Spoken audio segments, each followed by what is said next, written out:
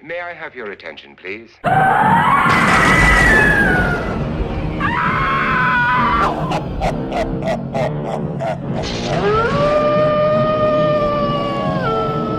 It's Markers and Monsters Drawlloween 2017.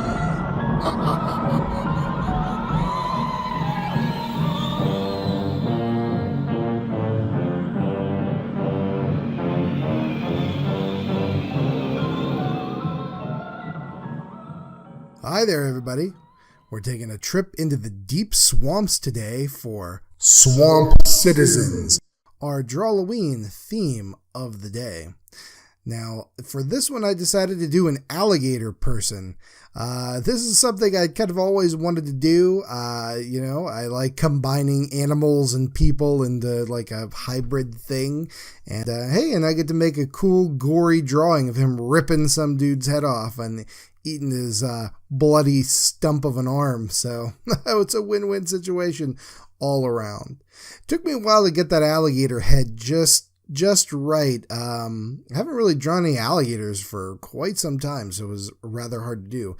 I was also thinking about putting him in some like ripped off clothing, the alligator guy, like he might have been a dude that was transformed into an alligator man. But, I decided to remove the clothes entirely. Is he the result of some poor experiment, or is he just a naturally occurring alligator man? Another thing to note is, as you can see, once I refilled my blue-green marker there, I removed the cap and boom, it dropped a huge splash right there on the right-hand side of the page. So that's what that giant glob is there. It's a big blob of ink that fell from the tip of my marker when I opened it. So that was pretty exciting. I was like panicking there for a moment. But, you just smear it around, smooth it in. Once I kind of mat these drawings, once I'm done with them, you're not even going to notice. So it blended in enough for me. So that's good. I'm glad I was able to fix that mistake. But yeah, adding in all these various shades of blue and green for the alligator was a lot of fun. And like I said, I don't get to draw these creatures too often, so it was good practice and something fun to do. Plus, hey, then you get to color in bloody meat chunks, which is always good. I figured that in the deep swamps here in the Bayou or wherever they're at, the alligator man's favorite snack is redneck, so he's ripping off some like swamp-dwelling hobo's head and chowing down. So again, a lot of fun to draw and just kind of go wild with it and just have a good time. And that's what Drawlloween is all about, having a good time. Now, I've been to Florida, and I have seen alligators on very, very few occasions. They're not a creature that tends to be indigenous here to western Pennsylvania. So, very cool stuff. Well, from what I hear, though, they can be pretty menacing as they'll like get on the roadway, and then you got to move them somehow, which is dangerous because they'll bite you. Or, just all over the place, eat your pets and all that kind of stuff.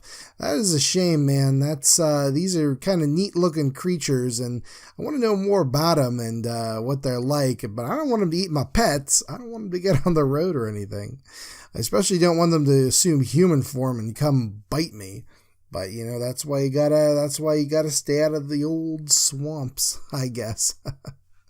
Now, there's a 1959 movie called The Alligator People. This is like a B movie, and it was released with Return of the Fly on a double bill. And in it, they turn some guy into a alligator man with a head that is so fake, I can't even believe it. But it's good. If you're looking for good B-movie fun, it's a nice one to watch. Lon Chaney Jr.'s in it. He plays a swamp-dwelling hermit guy who lives out in the woods.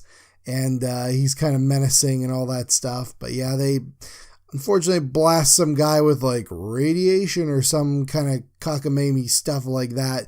B-movie stuff. They could spray him with alligator juice. I don't know. And it turns him into an alligator man who... his babe that he likes, he's like trying to get with her, but oh no, he's got an alligator head. What's a guy to do? Fun stuff. Now, alligators and crocodiles have also appeared in tons of horror movies where it's not just an alligator person, but it's an actual animal of various size, usually giant. I guess one of the most famous ones in America, at least one of the ones that broke into the mainstream that I remember, is that movie Lake Placid from the 90s, where Bill Pullman, has to go hunt a giant alligator in Lake Placid, New York. I guess there were a whole bunch of sequels. Honestly, I have no idea. I saw the first one. I remember it being in Fangoria magazine. It was kind of a big deal that wow, a giant killer alligator movie is has named stars and is being played in the movie theaters, and oh man, that's a big deal. So I don't know much about the sequels other than that. Now there are movies. There's a movie just called Alligator. There's also a movie called Crocodile. They are about alligators and crocodiles respectively, and they grow to huge size and eat people, so tons of fun. You've also got those wackadoodle asylum movies, they make the Sharknado movies and Mega Shark versus Giant Octopus and stuff like that. But they have a couple of giant alligator movies, which, if that's your cup of tea, if the bad special effects are what you're into, man, you know me, I can't judge them and all kind of weird stuff. But if that's what you're into, The Asylum makes a couple of big alligator movies, so definitely check them out. Let's take a look at the scan, guys. All right, he's looking pretty cool. He's just hanging out, having a little evening snack in his Bayou home. Nothing tastes better than a swamp-dwelling redneck. Well, that's it for me for today, guys. Another good one, another one in the bag. We are just rocketing through October. I can't even believe it, but there we are.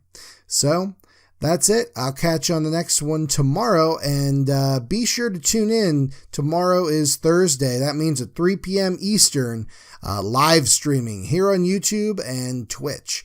So it'll be a good one, guys. And if you can't make it to the live stream, be sure to catch the recap video, which will be out hopefully tomorrow evening, but might be Friday morning. Till then, goodbye.